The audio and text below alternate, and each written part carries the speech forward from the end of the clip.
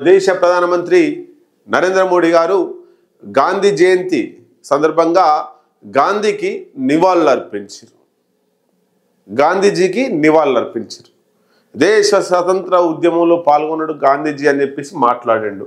ఒక్కసారి మీకు చూపిస్తా. గాంధీజీకి మంచి రాట్నం ఉన్నటువంటి గాంధీజీకి దండేసిండు, గాంధీ విగ్రహానికి నివాళులు అర్పించిండు, ఆయన సేవలను కొనియాడిండు. మరి అదే చేత్తో గతంలో మన దేశ ప్రధానమంత్రి గౌరవ నరేంద్ర మోడీ గారు 56 ఇంచుల ఛాతీ కలిగినటువంటి వీరాది వీరుడు ఇంకొకరికి కూడా దండేసిండు. ఇదే సావర్కర్. ముందు వాళ్ళు వీర సావర్కర్ అని పెడతారు. సావర్కర్ ఈయన ఎవరు మరి? సారీ, గాడ్సే అనుకుంటా. సావర్కర్ కాదు, గాడ్సే. గాడ్సే ఎవరు మరి? గాంధీజీని చంపింది గాడ్సే. గాంధీజీ నిన్న జయంతి అక్టోబర్ 2 ఏమో గాంధీజీ దగ్గరికి పోయి గాంధీజీకి దండేస్తాడు. అదే చేతులతో అదే నోటితో గాంధీజీని పొగుడతాడు. అట్లాగే గాడ్సే ఆయన పుట్టినరోజు చనిపోయిన రోజు గాడ్సే దగ్గరికి పోయి ఆయనకు దండేసి ఆయనను పొగుడుతాడు.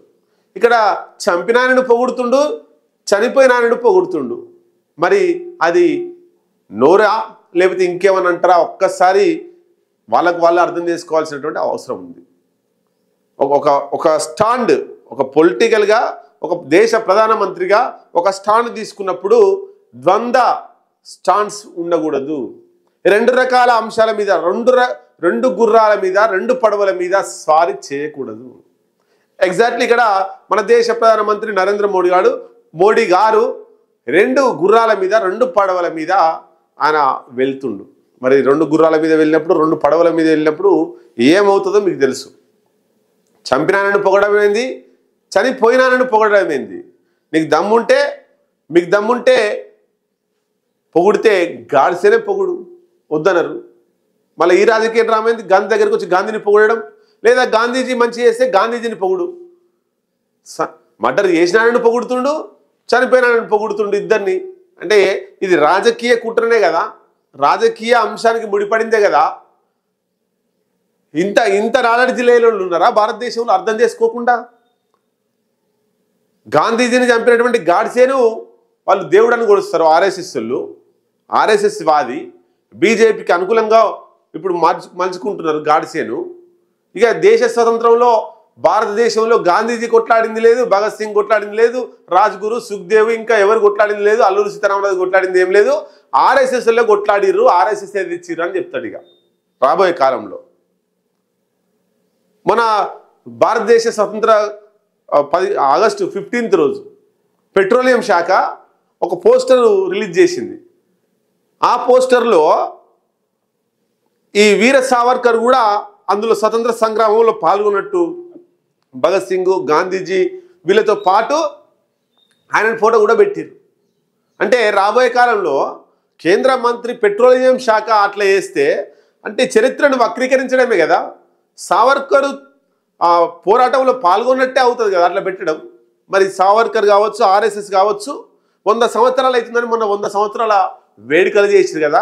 ఆ వేడుకలకు సంబంధించి ఒక క్వశ్చన్ వేస్తున్నాను నేను. మరి 100 సంవత్సరాల కాలంలో ఆర్ఎస్ఎస్ చేసినటువంటి ఒక్క మంచి పని చెప్పండి. ఒక్కటే మంచి పని చెప్పండి ఆర్ఎస్ఎస్ చేసిన పని. చెడు చేసినవి 100 చెప్తాం, 100 ఉన్నాయి, 100కు దక్కకుండా ఆర్ఎస్ఎస్ చేసిన చెడు పనులు 100 చెప్తాం. కానీ ఆర్ఎస్ఎస్ చేసిన ఒక్క మంచి పని ఆర్ఎస్ఎస్ చెప్తుందా? నరేంద్ర మోడీ గారు చెప్తారా? గాంధీజీని చంపిర్రు ఆర్ఎస్ఎస్ వాళ్ళు, గాడ్సే. అసలు భారతదేశ స్వతంత్ర ఉద్యమంలో పాల్గొనడు, నేను బ్రిటిష్ వారికి అనుకూలంగా మారతా, ఈ స్వతంత్ర ఉద్యమానికి వ్యతిరేకంగా ఉంటాని సావర్కర్ రాసిండు కదా బ్రిటిష్ వాళ్ళకి లెటర్. మరి అదేంది? భారతదేశ స్వతంత్రం కోసం కొట్లాడకుండా బ్రిటిష్ వాళ్ళ కాలు మొక్కి వాళ్ళకి లొంగిపోయిండు. అది తప్పు కాదా? అంటే చరిత్రను వక్రీకరించి భారతదేశానికి స్వతంత్రం మేమే తెచ్చినామని చెప్తారు. ఇంకొక దరిద్రం చూపిస్తాం మీకు. అసలు ఏంది, ఏమనాలి, ఏమనకూడదు అనేది మనం చూద్దాం. ఏదది?